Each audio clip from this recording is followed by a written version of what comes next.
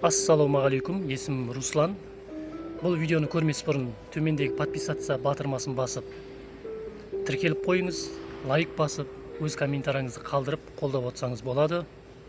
Мен сізге үйрететін нәрсе ол BEP компаниясына қалай тіркелу керек, қалай тіркеу керек, тіркемес бұрын нені ескеру керек, нені көру керек, нені білу керек, соны көрсетемін.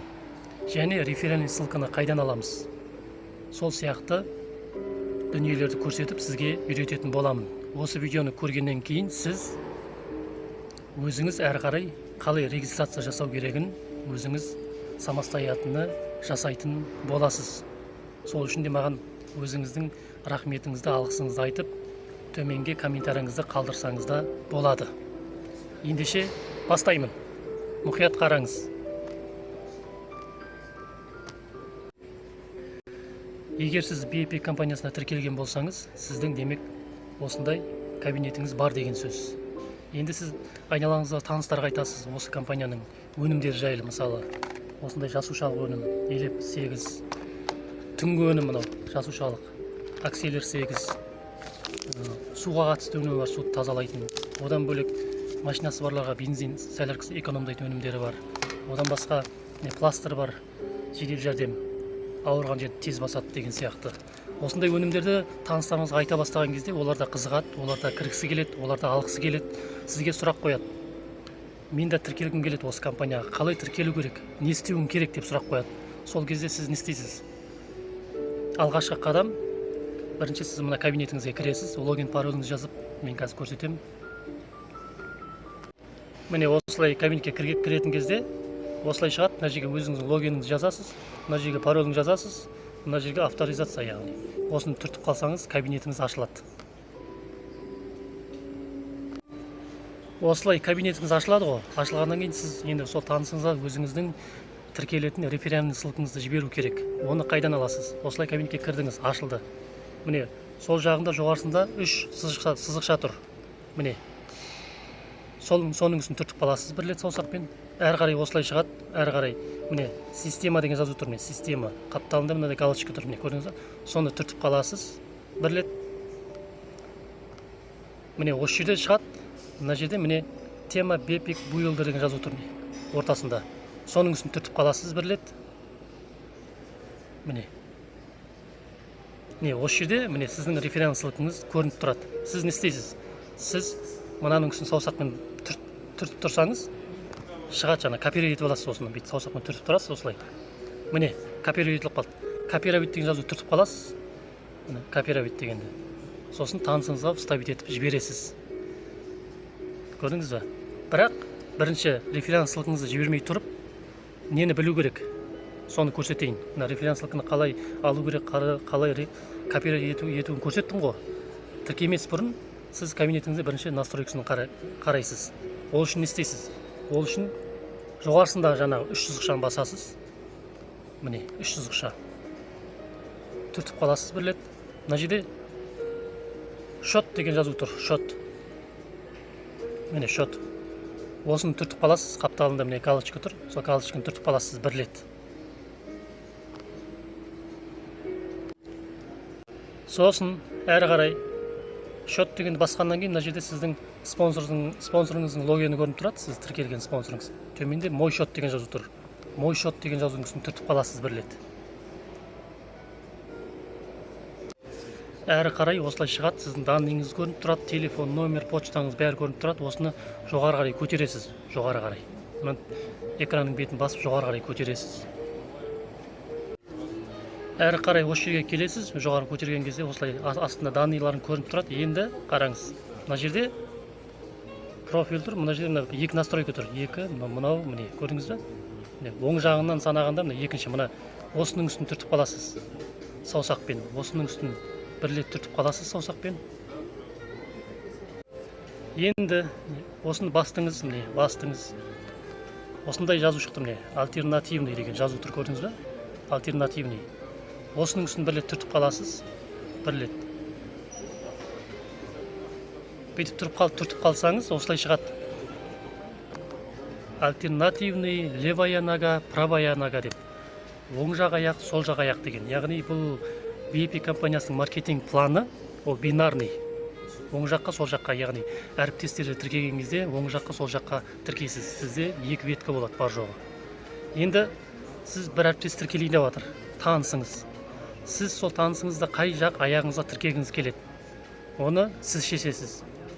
Сол жаққа тіркегіңіз келсе, аяғыңызды ауыстырып қоясыз левая ногаға. Оң жаққа тіркегіңіз келсе, правая нога деген сияқты. Мысалы, мен сізге былай түсіндірейін. Сол жаққа қарай ауыстырғыңыз келсе, онда левая ноганың үстін түртіп қаласыз, міне. Мынаның үстін түртіп қаласыз. Оң жаққа ауыстыратын болсаңыз, мынаны түртесіз. Сол жаққа ауыстырғыңыз келсе, мынаны түртесіз. Алдымен тіркемес бұрын, біреуге реферальный ссылкаңызды бермес бұрын. Яғни сіз енді өзіңіз білесіз ғой, өзіңіздің командаңызды, өзіңіздің адамыңызды оң жаққа тіркегіңіз келе ме, сол жаққа тіркегіңіз келе ме, сол үшін мұқият болу керек. Сол жаққа тіркегіңіз келсе, онда аяғыңызды сол жаққа ауыстырып қоясыз. Ол үшін міне левая. Егер сол жаққа тіркейтін болсаңыз, оң жаққа тіркейтін болсаңыз, оң жаққа. Мысалы, сол жаққа ауыстырдық дейік, иә? Или оң жаққа. Ладно, оң жаққа. Оң жаққа тіркейін деп тұрсыз, танысыңызды. Сол оң жаққа тіркегіңіз келіп тұр. Оң жаққа ауыстырасыз, ана галочкасын түртіп қаласыз бір рет. Міне. Болды. Түрттіңіз ғой, міне правая нога деп жазу шықты. Леваяны таңдасаңыз, левая деп шығады. Әрі қарай жоғары қарай көтересіз экранды. Жоғары қарай көтересіз экранды. Міне жоғары қарай көтерген кезде, жоғары қарай төменде тұр, мына жерде аты жөніңіз тұрады, жазылып тұрады, фамилияңыз, атыңыз. Міне сохранить настройку деген жазудың үстін бір рет басып қаласыз, түртіп қаласыз. Сосын осылай шығады. Жаңа түртіп қалған кезде. Міне хорошо дегенде саусақпен түртіп қаласыз. Хорошо деген жазудың үстін. Міне көрдіңіз бе, уже оң жақ аяққа сақталды. Оң жақ аяққа уже міне правая нога деп тұр. Егер левая нога істесеңіз, левая нога деп тұрады. Енді бір нәрсені айтайын, сол қайттан правая ноганы басатын болсаңыз, келесі тағы таныстарын тіркейтін болсаңыз, мүмкін оны сіз левая нога, яғни сол жақ аяғыңа тіркейтін шығарсыз, оны тіркегіңіз келетін шығар. Онда жаңағыдай жасайсыз оны. Тоже үстін саусақпен түртіп қаласыз бір рет былай. Сосын левая нога жаңағыдай мен көрсеткендегідей осы жерге галочка қойып ауыстырасыз. Осылай ауысады ғой, жазылады, сіз ойлап қалмаңыз, ауысып кетті деп. Ауысқан жоқ. Сіз ауыстыру үшін осылай тек жазу ғана ауысты. Әрі қарай төмен қарай, жоғары қарай көтересіз, жаңа сохранить деген басасыз, жаңа настройкасын. Сохранить деген басасыз, хорошо деген басасыз. Содан кейін сақталады. Түсіндіңіз ғой? Соған мұқият болыңыз. Енді қайттан басайын. Альтернативный деген бар мысалға. Альтернативный деген не бұл? Немесе осы альтернативныйға қойып қойсаңыз да болады. Аны ауыстырмай-ақ ше, былай істегіңіз келмесе, ол кезде бұл жаңағы ненің өзі, осы компанияның өзі тіркейді ол кезде, өзі ауыстырып қойып отырады былай. Оң жаққа, сол жаққа баланс сақтап, өзі қойып отырады. Мысалы, сіз бір танысыңызға референс ссылкаңызды жібердіңіз, міне мынау мен тіркелетін ссылкам деп. Ол тіркеледі, тіркелгеннен кейін ол, бірақ сіз білмейсіз логически. Ол оң жағыңызға түсті ме, сол жағыңа түсті ме, оны білмейсіз да. Өйткені сіз альтернатива қойып қойдыңыз ғой. Мүмкін сіз оң жағына түсті деп ойларсыз, ойлап қалуыңыз мүмкін, бірақ ол сол жағыңызға тіркеліп кетуі мүмкін да, сол жағыңызға түсіп кетуі мүмкін да. Оны біле аласыз бірақ. Настройкасы бар, сол настройкасынан көрсете аламын. Шамадан көрсетемін. Өзіңіздің референс ссылкаңызбен тіркелген адамдарды қай жақтан көруге болады? Ол оң жаққа түсті ме, сол жаққа тіркелді ме? Соны мен сізге оны да көрсетемін қазір. Яғни осы альтернативныйда тұратын болса, сіз референс ссылкаңызды жібересіз адамдарға. Ол тіркеле береді. Сол кезде бұл не системаның өзі оң жаққа, сол жаққа өзі ауыстырып, өзі қойып отырады да. Просто оны сіз білмейсіз да, алдын ала білмейсіз да оны. Оң жаққа түсті ме, сол жаққа түсті ме білмейсіз. Мысалы, сол жаққа түсті деп ойлауыңыз мүмкін, оймен. Бірақ ол оң жаққа түсуі мүмкін да.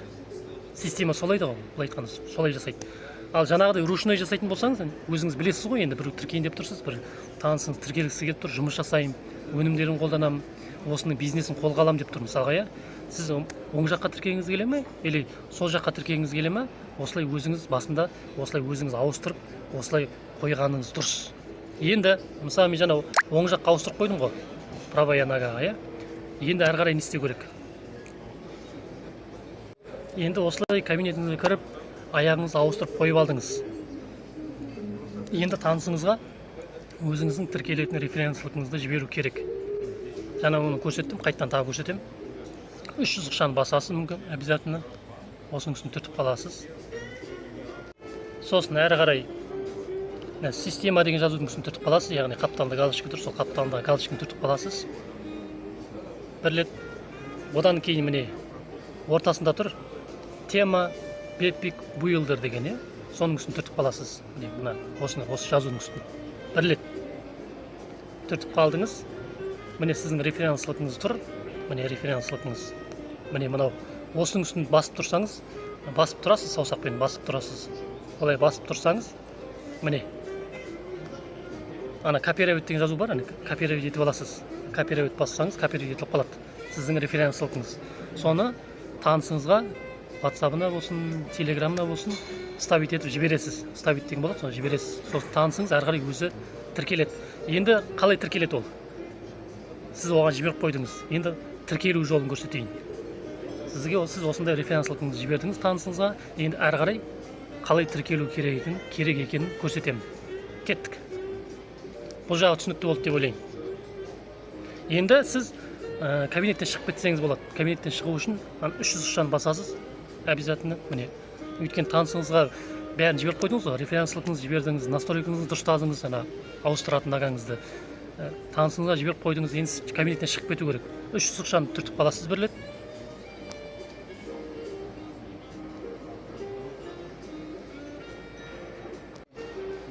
Сосын әрі қарай міне шот деген жазуды түртесіз. Шот деген жазудың қапталында тұр ғой, галочка. Соның үстін түртіп қаласыз.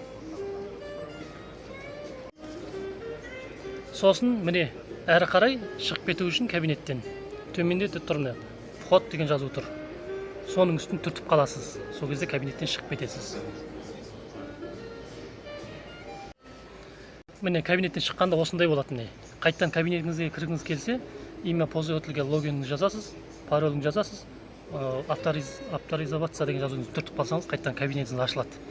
Шығатын кезде жаңағыдай шығып кетесіз кабинеттен. Енді қалай тіркелу керек?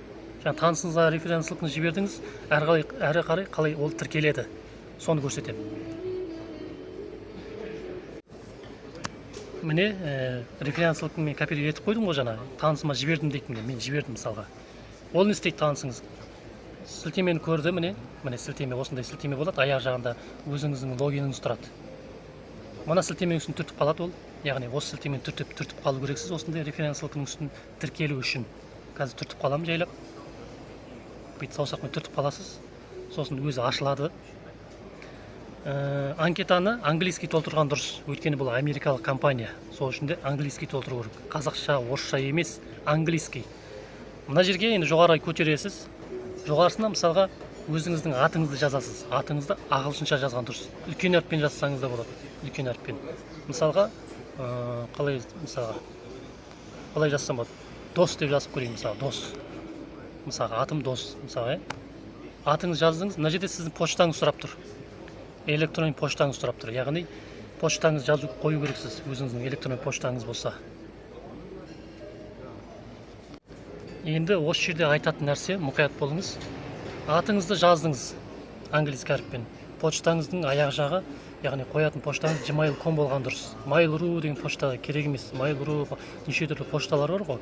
Не үшін gmail.com қойған дұрыс? Өйткені ол почта gmail.com әлемдік почта, международный, сол үшін. Осындай почта қойған дұрыс. Mail.ru ол керек желательно gmail.com. Егер осы поштаңыз болмаса, бұндай, онда осы поштаны ашып алыңыз өзіңізге. Почта ашу оп-оңай ғой негізі.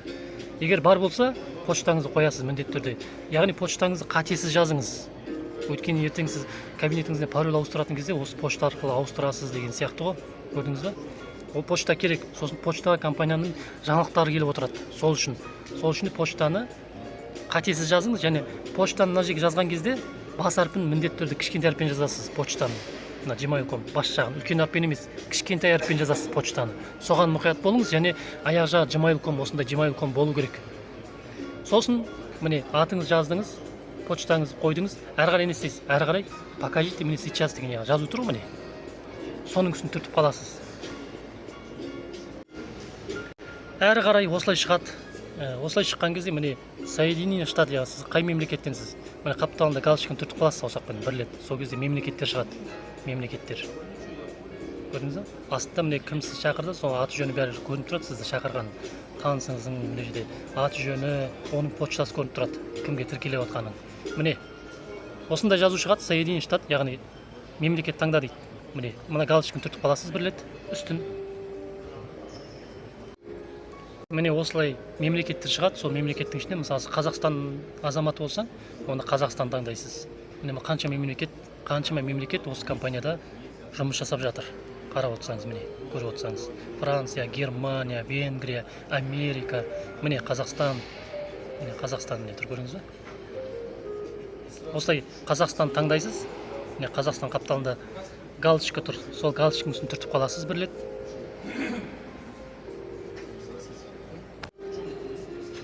Әрі қарай міне Қазақстанды таңдадыңыз, міне Қазақстан түсті.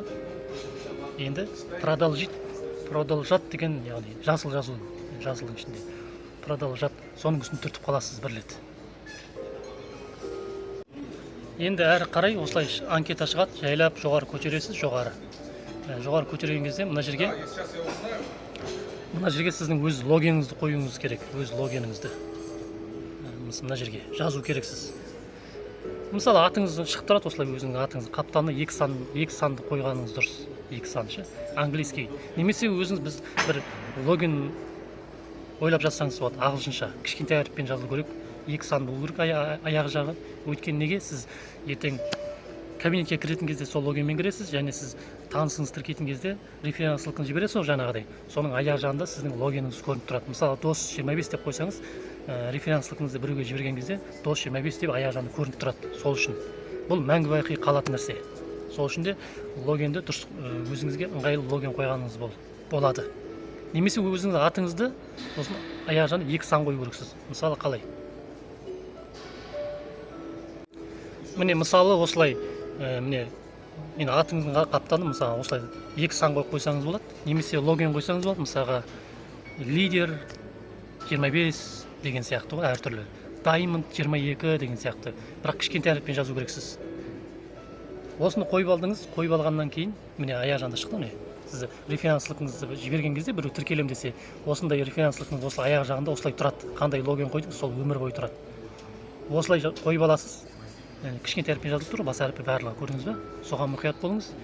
Осылай атыңызды жазылып тұрады, осылай аяқ жағына екі сан қоясыз, немесе өзіңіз өзіңе қандай логин ұнайды, мысалға Diamond деген ұнай ма? Көп қой, мысалға әртүрлі. Diamond болса Diamond деп жазасыз английский әріппен, кішкентай әріп, аяқ жағына екі сан қоясыз. Болды. Әрі қарай мына жерге пароль қоясыз өзіңізге. Пароль. Кабинетке кіретін пароль. Мына жерге парольді жазасыз, сосын сол парольді мына жерге қайталайсыз. Түсінікті ғой? Пароліңізді қоятын кезде саусақпен былай жазып отырсаңыз да болады, осылай бірақ көрінбейді ол пароль ше сіздің көз алдыңызда. Сол үшін сіз өзіңіз WhatsApp-қа бір жерге пароліңізді жазып, копировать етіп алғаныңыз дұрыс, өзіңіз копировать етіп. Сөйтіп мына жерге вставить етіп қоя қойсаңыз да болады. Пароліңізді жазасыз осы жерге, сол пароль қайтадан мына жерге қайталайсыз. Бұл сіздің кабинетке кіретін пароль. Дальше. Әрі қарай мына жерде сіздің фамилияңыз сұрап тұрады. Фамилияңызды жаз деп. Осылай фамилияңызды жазасыз, мысалы. Фамилияңызды английский әріппен жазыңыз. Английский әріппен, үлкен әріппен жазыңыз. Английский әріппен. Қатесіз. Міне, мынандай қызыл не тұр ма? Именно соны толтыру керек деген сөз, қызыл тұр деген сөз. Телефон нөмір жазсаңыз да болады, жазбасаңыз да болады, жазсаңыз да болады. Мына жерде поштаңыз көрініп тұрады өзіңіздің. Әрі қарай сосын мына я согласен дегенде галочка қоясыз сол жерге. Фамилияңызды жазғаннан кейін. Әрі қарай міне мына жерге галочка қоясыз, мына жерге галочка қоясыз. Сосын галочка қойғаннан кейін подтверждаю деген түртіп қаласыз. Міне галочка қойған кезде осылай шығады, міне көк болып шығады, осылай галочка қойылады, үстін түртіп қалсаңыз осылай шығады. Содан кейін барып подтверждаю деген жазудың үстін түртіп қаласыз. Міне осылай шығады, добро пожаловать деп сізді құттықтайды. Кәдімгідей жоғары қарай бүйтіп көтересіз, жоғары қарай көтересіз. Жоғары қарай көтерген кезде орта жағында осылай шығады, міне дайын. Сіз кабинетіңіз дайын. Міне мынаның үстін түртіп қалсаңыз, сіздің кабинетіңізге кіруге логин паролін жазып кіресіз. Міне сіздің сайтыңыз дайын, тем более өзіңіз сайтыңыз.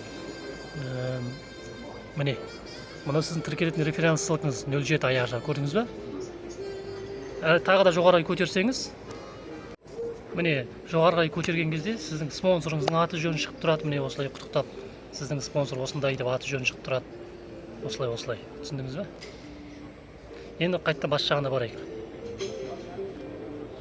Міне, енді сіз кабинетке қалай кіресіз енді? Сіз тіркелдіңіз ғой, құтты болсын мысалы, құтты болсын. Сіз кірдіңіз, осылай жазу шықты. Міне, бек офис деген жазу тұр, міне. Соның үстін түртіп қалсаңыз, түртіп қаласыз осылай. Міне, сіздің логиніңіз сұрап тұр бағана. Сіз жазған логиніңізді, логиніңізді жазасыз, паролін жазасыз да, кабинетіңізге кіресіз. Міне осылай логин жазасыз, пароль жазасыз, шатаспасам дұрыс сияқты. Сосын авторизация үшін түртіп қаласыз. Сөйтіп ол өзінің кабинетіне кіреді осылай. Міне, кабинеті ашылды.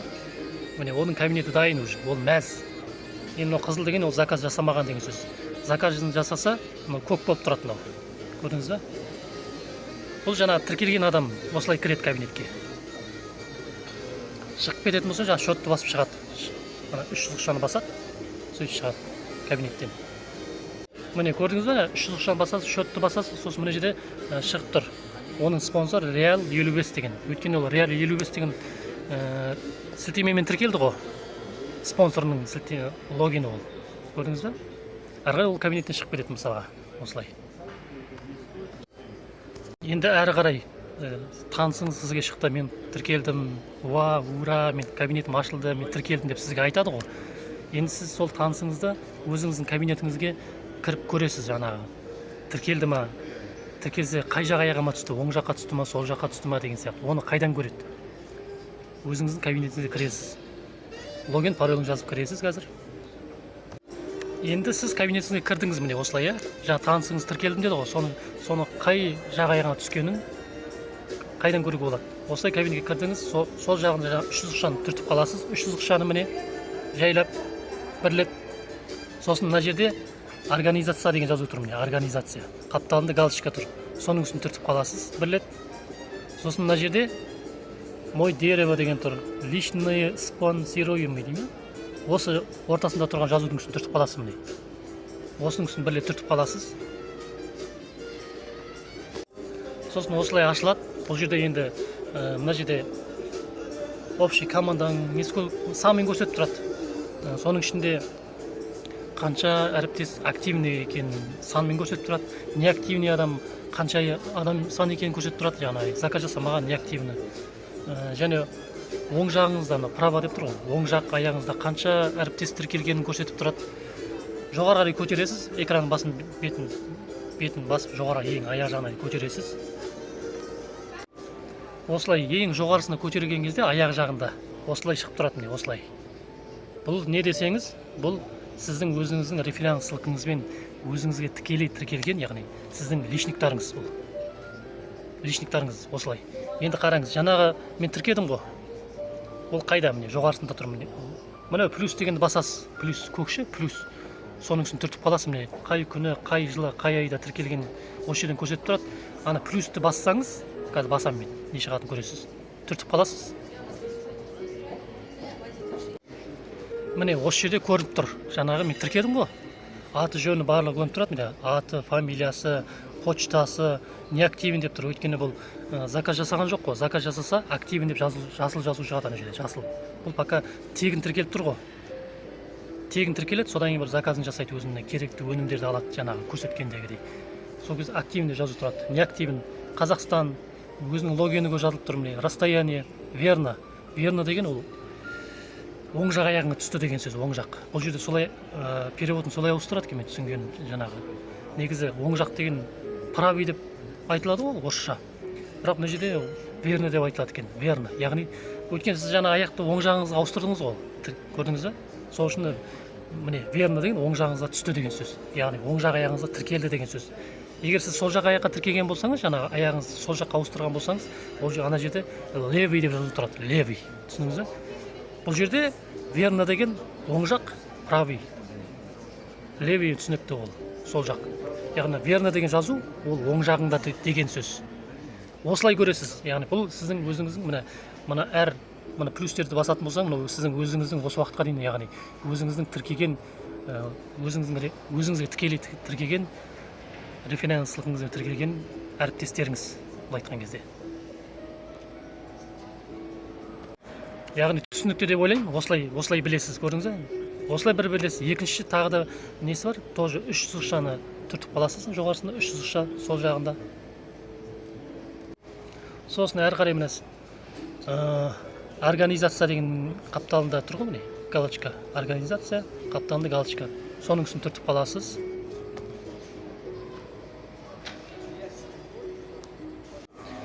Осылай организация жазу шығады ғой. Мынау жерде мынау сіздің личный өзіңіздің референслығыңызбен өзіңізге тікелей тіркеген әріптестер осы жерден көресіз. Ал общий командаңызды мой дерево дегенден көресіз, общий командаңызды. Өйткені командаңыз былай кетті ғой. Мой деревені түртіп қалсаңыз, қалай ашылады көрсетемін, соны түртіп қаласыз.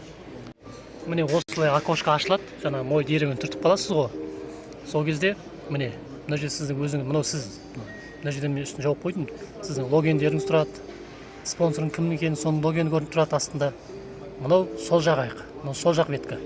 Мынау оң жақ беткі. Мынау оң жақ. Мынау сол жақ. Осылай қарағанда, мынау оң жақ, мынау сол жақ.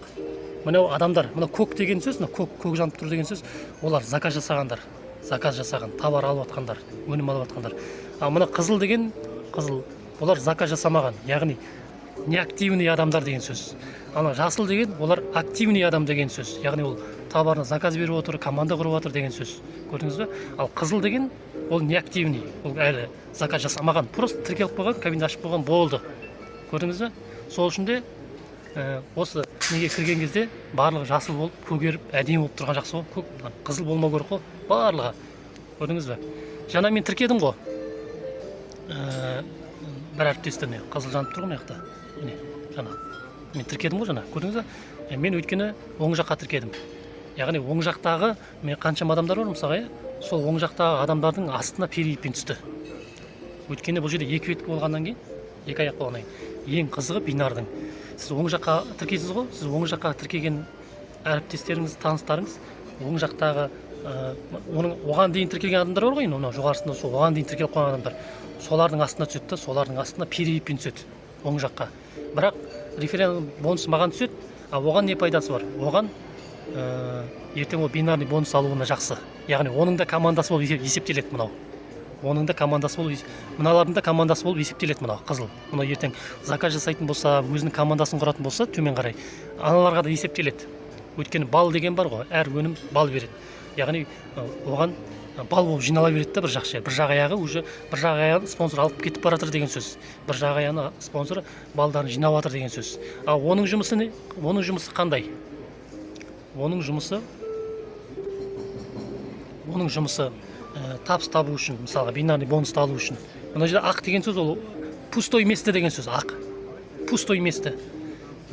Жаңағы мен тіркеген әріптес өзінің тіркейтін болса адам, мысалы, оң жаққа, сол жаққа тіркейтін болса, мынау жаңағыдай қызыл болып жанады, сосын заказ жасаған кезде жасыл болып жанады. Көрдіңіз бе? Осылай кете береді. Бинар деген осы негізінде. Түсіндіре алдым деп ойлаймын. Сосын бұл жерден шығу үшін не істеу керек? Бұл жерден шығу үшін жоғарысында мына жерде сол жағынан назад домой деген бар. Соны бассаңыз кабинетіңізге қайттан ораласыз.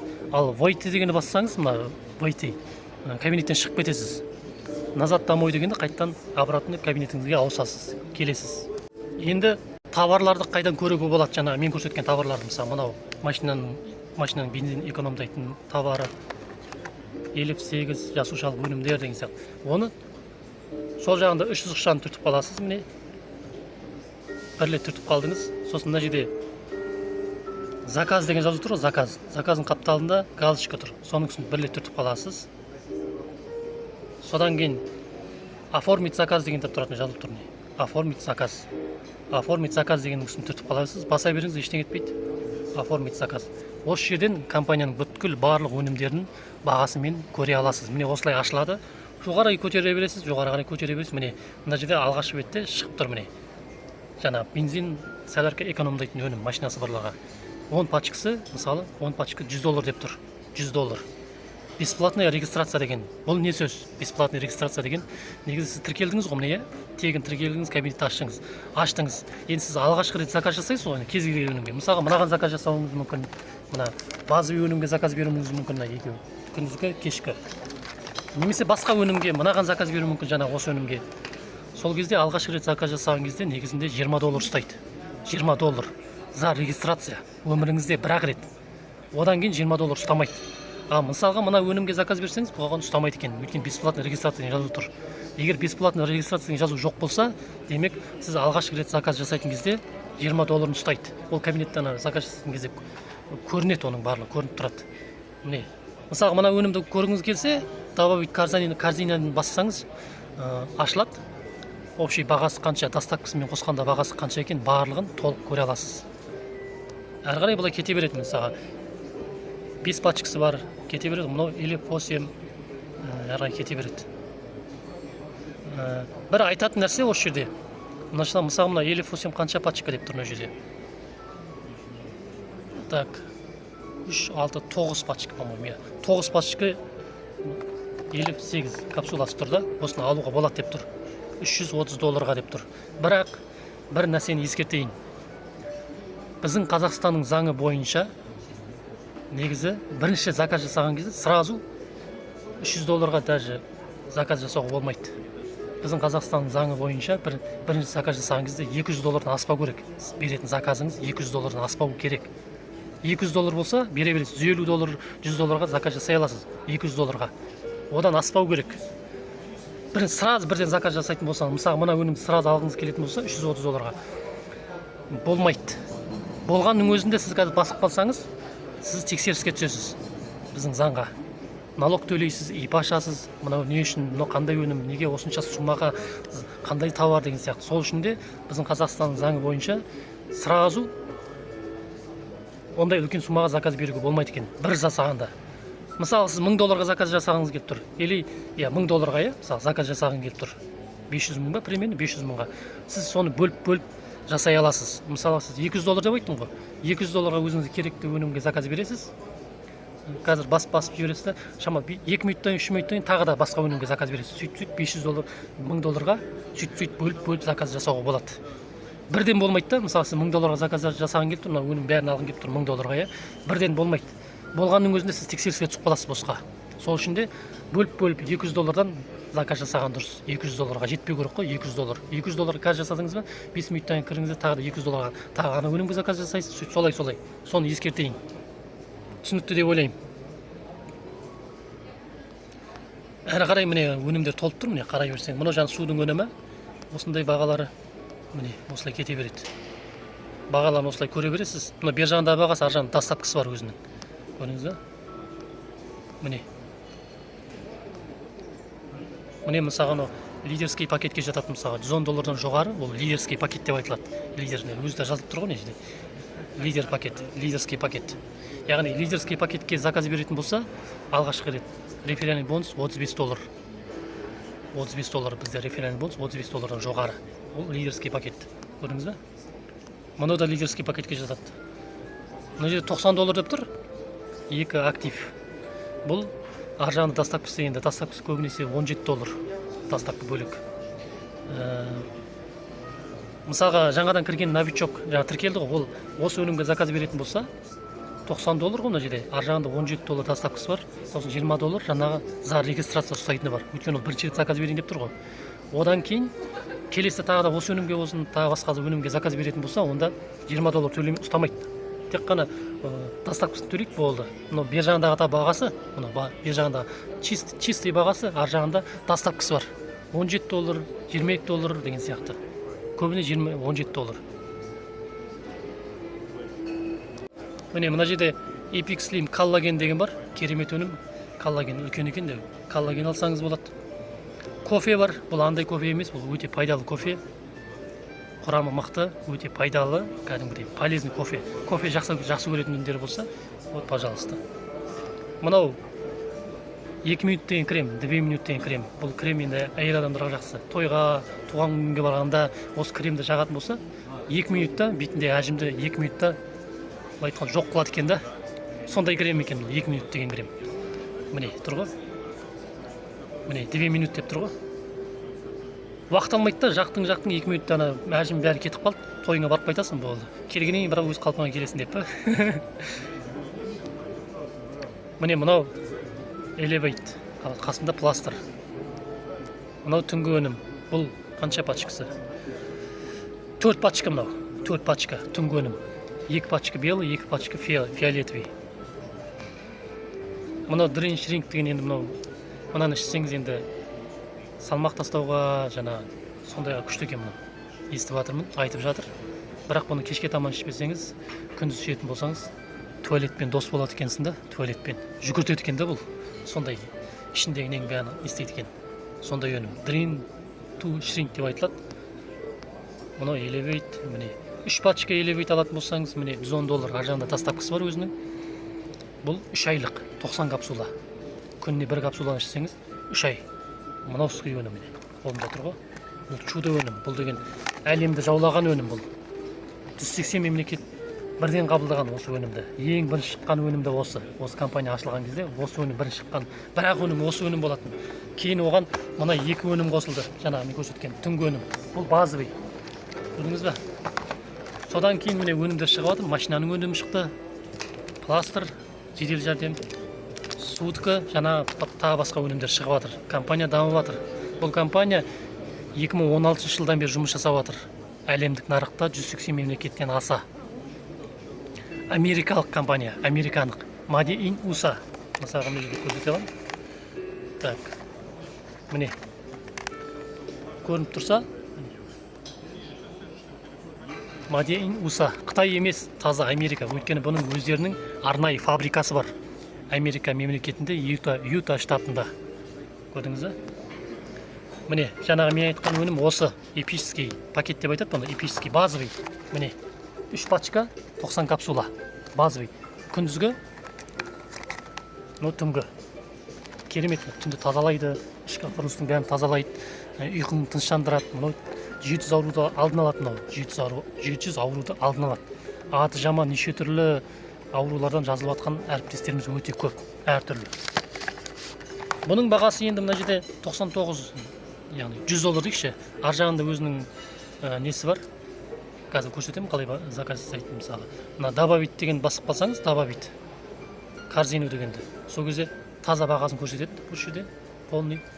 Міне. Бағасын көрсетіп тұр, міне. Міне $99. Көрдіңіз, доставка $17. Общий $117. $116.90, $117. Оны курсқа өзіңіз көбейтсеңіз шығады теңгесі. Бұл біз сияқты әріптестерге, ал жаңадан кіретін әріптес болса, бірінші рет кіріп тұрған жаңағы тіркелді ғой жаңа. Сол осы өнімге заказ беретін болса, мысалы, осыны алатын болса, ол үстіне $20 қосылады үстіне. За регистрация үстінде жазылып тұрады. За регистрация $20 деп. Ол кезде $117 емес, $137 деп көрсетіп тұрады уже оған. Оған $137 деп көрсетеді. Кейін ол қайттан сол өнімге заказ беретін болса, қайттан осы өнімге, ол кезде осы $117 мен ала береді. Осындай бағаларын осылай көре аласыз. Әрі қарай сосын мына удалиттің басып тастайсыз, удалит деген түрт басып қаласыз. Яғни шелектің суреті тұр, соны түрт басып жібересіз. Болды. Яғни бағаларды, өнімдерді осы жақтан көре бересіз бағаларды.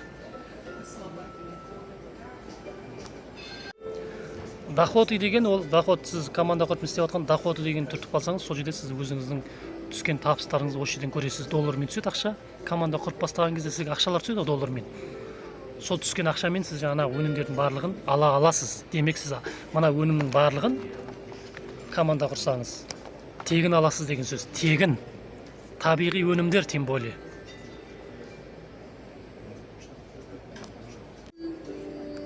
Енді мынаны мұқият қараңыз. Маркетинг план бинар. Көрдіңіз бе? Правый ветка, левый ветка. Мына жерде компанияның басқа компаниядан айырмашылығы, артықшылығы маркетинг жағынан мына жерде жазылып тұр. Яғни осы компанияға жаңадан келген әріптестер басқа компанияға қарағанда 15 есе көп табыс табуына мүмкіндігі бар. Өйткені маркетинг план жомарт. Егер осы компанияға көшбасшылар келетін болса, енді басқа компанияның лидерлері, яғни көшбасшылар дейді ғой оны. Көшбасшылар келіп, осы компанияға қосылып маркетингті қолға алатын болса, олар басқа компанияға қарағанда 5 есе тезірек табыс табады. Үлкен 5 есе көшбасшылар. жаңадан келген серіктестер 15 есе көп табыс табады басқа компанияға қарағанда. Ал көшбасшылар келсе, басқа компанияға қарағанда 5 есе, одан да көп есе табыс табады деген сөз. Осыдан білуге болады, бұл компанияның қандай маркетинг планы жомарт екенін. Компанияда табыс табу көбісі өте көп. Мен сізді соған шақырамын.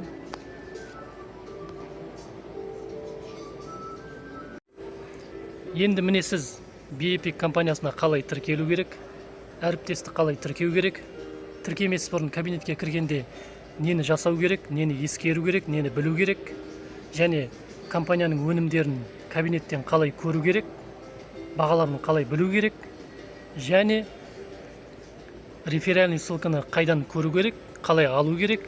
Осындай құнды, пайдалы ақпаратпен сізбен бөлісіп, сізге көрсетіп, жеткізе білдім деп ойлаймын.